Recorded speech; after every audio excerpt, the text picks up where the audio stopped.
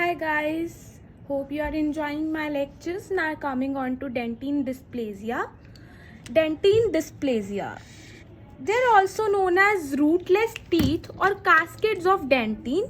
Rootless teeth and cascades of dentine. It is very rare in nature. यहाँ पे normal enamel होता है but atypical dentin होता है जिस कारण एबनॉर्मल पल्प मॉर्फोलॉजी भी होती है. यहाँ पे रिमेंबर नॉर्मल इनेमल होता है and mode of inheritance is autosomal dominant. Keep this in thing in mind. Now it occurs both in both dentitions and disoriented dentin होता है. हिस्टोलॉजिकली वो नॉर्मल होता है. डिसओरिएंटेशन होती है डेंटिन की एंड हिस्टोलॉजिकली वो नॉर्मल होता है.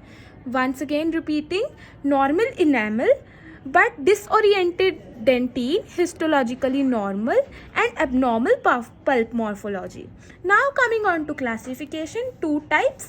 First is radicular dentine dysplasia and second is coronal dysplasia. Now radicular dentine dysplasia is amber colored, mobile and have short roots. The roots are short and teeth is mobile.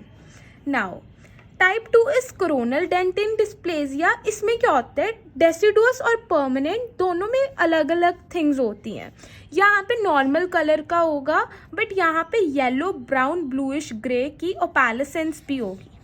Now coming on to type 1 radicular in detail.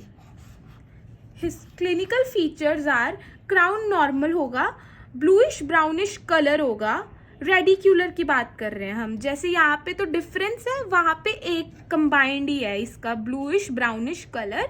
Mobile teeth होंगे क्योंकि short root से obviously इतनी penetration नहीं होगी bone में जिस कारण teeth mobile होंगे. Now coming on to histopathology.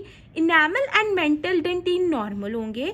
Dentin disoriented होगा बट हिस्टोलॉजिकली नॉर्मल होगा.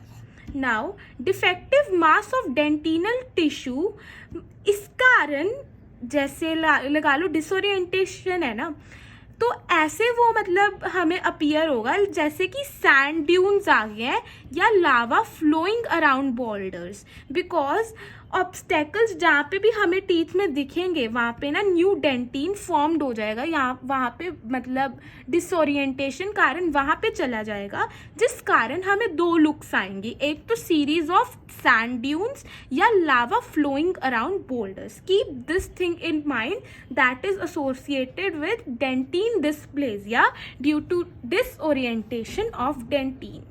नाउ dentinal tubules की orientation gives us world appearance.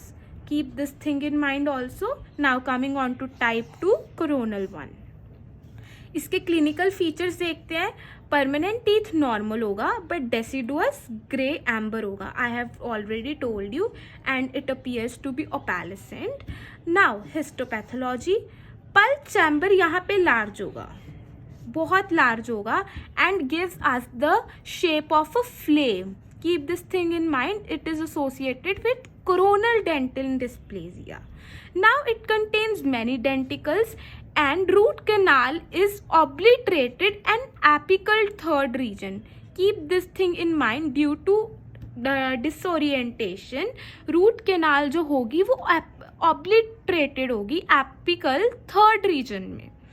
So I hope you will like this video and thanks for watching.